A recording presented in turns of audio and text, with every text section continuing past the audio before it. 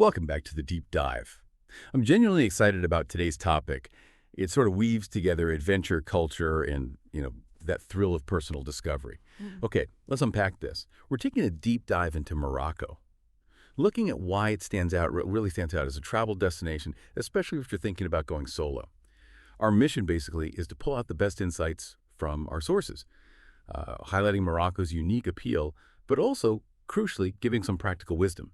For anyone sort of contemplating that solo leap, we want to blend the general allure, the vibe of the country, with some really specific, actionable stuff. Yeah, and what's fascinating here is that our sources aren't just scratching the surface. We've got this one really great deep dive into why Morocco clicks with people, why it works so well for solo travelers. And then there's this other angle, a look at an expert travel guide, Abdelkalak, and how someone like him actually crafts these unforgettable trips tailored for you. So the goal is to give you solid knowledge, maybe even spark that moment where you think, okay, I can do this, a solo Moroccan adventure, but without feeling totally overwhelmed by the planning. Absolutely. And let's just jump right in with Morocco's diversity. I mean, our Mm. sources really hammer this home as a key part of its appeal. Just try to picture it. Having like buzzing city life, then total serenity in nature, and these chill coastal escapes, all pretty much within reach. It's not just variety, it's like a whole spectrum of experiences in one place. It really is. You look at the cities, Marrakech, Fez, Casablanca, they're described as just incredibly dynamic, not just busy, but like sensory explosions. Mhm. Vibrant markets, sounds, smells, these deep historical sites telling stories. But they also have the modern comforts you might want. And I think the insight for a solo traveler is that energy. It kind of invites you in. It's not just for watching. Right. And then, just when you think you've got the city vibe down, you can find yourself somewhere completely different. The natural wonders there are, well, there's something else, the Sahara Desert. Our sources painted as this profound experience, Yeah. solitude, awe, or the Atlas Mountains, so towering and rugged, a complete contrast. They're not just pretty views. They feel like places for like real adventure or reflection. And then if you need to slow down, you've got the coast. Towns like Essaouira, Agadir, they offer that relaxed, beachy feel. It's such a refreshing change from the Medinas or the mountains. Perfect spots to just unwind. So if we connect this to the bigger picture, it's clear Morocco isn't just one thing. It really is like a whole symphony of experiences. A single trip can hit so many different notes: adventure, relaxation, culture. You're basically getting several trips in one go, which is incredibly appealing, especially when you're planning just for yourself.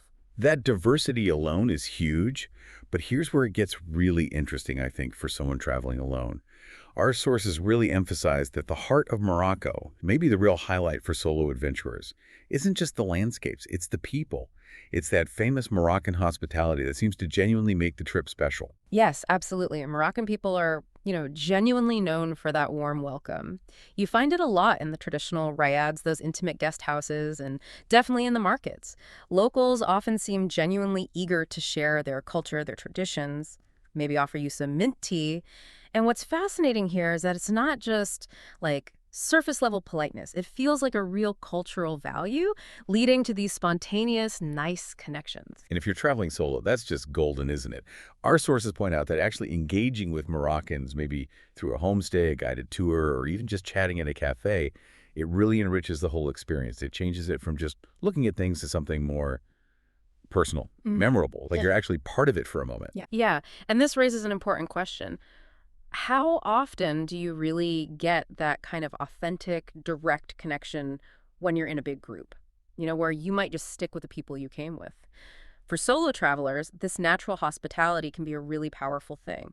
It helps combat any potential loneliness, sure, but it also lets you understand the place on a deeper level. You're not just watching, you kind of become part of the local rhythm, often making connections that end up being the best parts of the trip. And that feeling of connection is so important, yeah.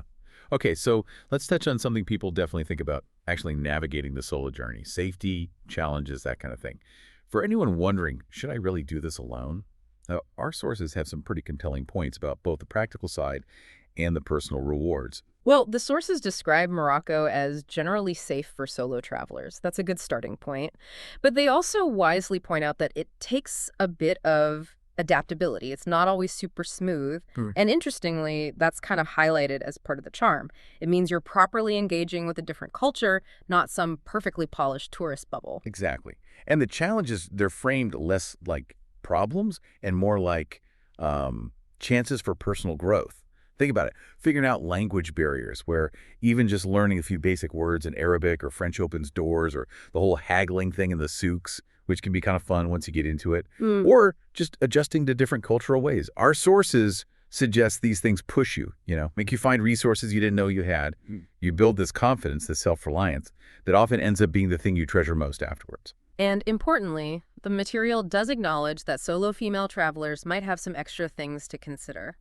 It's good to be aware of cultural differences, maybe around dress or how you interact. But it also really stresses that with the right precautions, dressing modestly, being aware of your surroundings, being assertive but respectful, Morocco is still incredibly exciting and fulfilling. So, yeah, this isn't about trying to avoid challenges, but maybe embracing them a bit. For a richer trip, knowing that being prepared and aware helps a lot. So what does all this mean if you're thinking about your first solo trip ever? Our sources actually make a really strong case for Morocco being a pretty ideal first solo destination. It offers a practical base that makes the whole idea seem less scary. Precisely. A big point is the infrastructure. It's surprisingly good. You've got reliable trains, buses, taxis. Getting between cities, even around them, is fairly straightforward for someone on their own. That takes away a massive chunk of worry for a lot of first-time solo travelers, right? The Yeah. logistics. And it's also really affordable. That's a huge plus when you're footing the bill for everything yourself. Morocco has lots of budget-friendly places to stay, from cool ryads to hostels, and the food, oh man, the food is incredible and doesn't cost the earth. You can eat amazing tagines, street food, whatever, without constantly worrying about your budget. That makes a big difference. Plus, there's a really good range of solo-friendly tours and group activities available. Our sources mention things like Sahara Desert treks or guided tours in the Medinas. These are great because they give you a bit of structure and security when you feel like you need it. And you get chances to meet other travelers if you want to. It's about having that safety net, that ease of access, so you can relax and actually immerse yourself without stressing constantly. You get to choose how independent you want to be day to day. Yeah, that mix of practical support just lowers the barrier, makes it feel much more doable. And speaking of immersion, you mentioned this earlier, but beyond just seeing stuff, going solo seems to open up a unique way to really understand the culture. This is where Morocco really shines for the solo person. It absolutely does. Our sources talk about how actively diving into Moroccan traditions, maybe trying a cooking class, like you said, or having a proper tea ceremony, or just making an effort with basic Arabic or French, it builds a much deeper connection. You're not just looking anymore, you're doing. You become part of the daily fabric, even in small ways. And interestingly, they specifically note that solo travelers tend to interact more with locals. Yeah. Which makes sense, right? You're much more likely to chat with a shopkeeper, a taxi driver, someone at the next table in a cafe or on the train if you're on your own versus being in a self-contained group. That direct sort of unmediated interaction, it naturally leads to a richer, more nuanced feel for Moroccan life. It really does. And this raises an important question. How much deeper can your cultural experience be when you're the one seeking out those everyday chats, rather than having everything filtered through a guide? That kind of unscripted, direct stuff is a core benefit of solo travel, especially somewhere as welcoming as Morocco tends to be. You really get to set your own pace, choose your own interactions, and stumble upon discoveries you'd never find otherwise. Okay, so this all sounds pretty amazing. But maybe you're listening and thinking, wow, but where do I even start planning all that by myself? Mm-hmm. Well, our sources actually offer a really neat solution here. We get a glimpse into how a professional can take that potential overwhelm and turn it into a perfectly planned trip. Yeah, exactly. Our sources introduce Abdel Kalak. He's a Morocco travel guide, got about 3 years of experience doing this. And what's fascinating here is just how detailed and personalized his service is. It's a great example of how expert help can make a potentially complex solo trip feel smooth and really enriching. Instead of just like a basic route, he puts together these personalized itineraries. Could be for 7 days, 10 days, 15, even a whole month. And he goes way beyond just listing sites. He suggests specific things for morning, afternoon, evening, making sure your days feel full but not rushed. He even sorts out the transport options between places, which honestly for a solo traveler can be a huge weight off your shoulders. What really stands out is his focus on local experiences. It's not just the big tourist spots. He weaves in these local touches, hidden gems for each day. And he totally gets that food is key to culture, right? So he gives actual restaurant recommendations, breakfast, lunch, dinner, mixing authentic local places with popular, well-liked spots. That detail carries through to culture too. He suggests specific cultural events or experiences happening where you are, really connecting you to local traditions. And showing real foresight, he even builds in alternatives, like if the weather's bad or you just feel like doing something different. So, really thoughtful planning, thinking ahead for you. And thinking about the budget, which is crucial solo, he gives daily cost estimates based on like a moderate budget transport, food, activities. That transparency is so helpful. And finally, he throws in all those vital travel tips. Best time to visit? Do you need reservations for this or that? Anything special you should pack. It ensures you're not just visiting, you're really experiencing Morocco properly, but without the headache of planning every single detail yourself. It turns potential stress into the seamless, really rewarding journey. Wow, okay. What an incredible deep dive into Morocco for solo adventures. We've seen how it offers this amazing mix of vibrant cities, stunning nature, relaxing coast, just a really multifaceted place. We talked about the warmth of the Moroccan people, how that hospitality is so key for connection when you're alone. And we highlighted how those little challenges navigating souks, learning phrases aren't roadblocks, but actually pathways to serious personal growth and confidence. Plus, the good infrastructure, the affordability, all the solo-friendly tour options.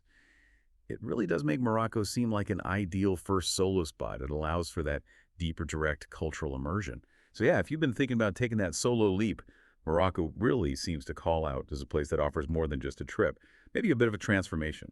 Thanks so much for joining us for this deep dive. And this raises an important question, really. Given Morocco's blend of, rich cultural immersion, those unique chances for personal growth through its challenges, and the practical support available to help you along, what new first solo journey might Morocco inspire in you, compelling you to step out and discover a bit more about the world and maybe about yourself too?